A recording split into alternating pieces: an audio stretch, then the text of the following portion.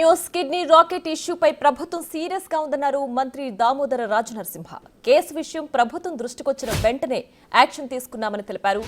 అనుమతులు లేకుండా ఎవరైనా హాస్పిటల్స్ నడిపితే కఠిన చర్యలు తీసుకుంటామని అన్నారు. అలకనంద ఆసుపత్రి వ్యవహారంపై నిజానిజాలు బయట పెట్టేందుకు కమిటీని ఏర్పాటు చేశామని అన్నారు.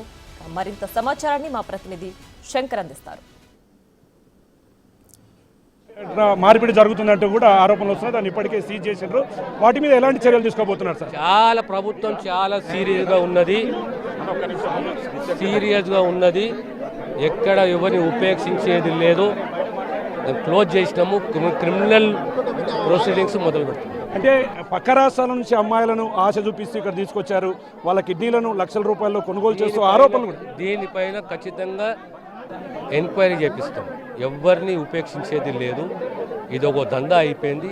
ఈ దందాని అరికట్టాలి, నియంత్రించాలి. దందా అసలు ఇది ఇల్లీగల్, ఇది కంప్లీట్.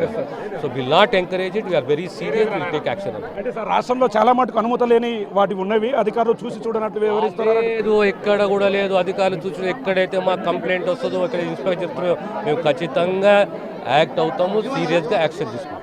చూస్తున్నాం మొత్తంగా సరూర్ నగర్లో జరిగినటువంటి ఘటన తర్వాత ఇల్లీగల్గా ఎవరైనా సరే కిడ్నీల మార్పిడి వ్యవహారంలో మాత్రం తలదూరిస్తే వారి మీద కఠినమైన చర్యలు ఉంటాయని, అదేవిధంగా ఇప్పటికే హాస్పిటల్ను సీజ్ చేయడంతో పాటు అక్కడ ఎవరైతే దీనికి పాల్పడుతున్నారో వారిని ఖచ్చితంగా శిక్ష పడేలా చూస్తామని, రాబోయే రోజుల్లో రాష్ట్రంలో ఎక్కడైనా సరే అనుమతులు లేని హాస్పిటళ్ల పేరిట ప్రజలను ఇబ్బందులకు గురి చేయాలని చేస్తే కఠినమైన చర్యలు ఉంటాయి. అధికారులు మాత్రం ఉదాసీనతో వ్యవహరించబోయేది లేదని చెప్పి కూడా రాష్ట్ర వైద్య ఆరోగ్య శాఖ మంత్రి దామోదర రాజనరసింహ చెప్తున్నాడు. ఇది ఓవరాల్గా హైదరాబాద్కు సంబంధించినటువంటి సరూర్ నగర్ అలకానంద హాస్పిటల్లో జరిగినటువంటి కిడ్నీల మార్పిడి వ్యవహారంలో ప్రభుత్వం చేపడుతున్న కార్యక్రమం కావచ్చు, ప్రభుత్వం ఎలాంటి చర్యలు తీసుకోబోతున్నారో వాటికి సంబంధించినటువంటి update. Camera person Nageswara Shankar Goud, big TV, Bhoothpur నుండి.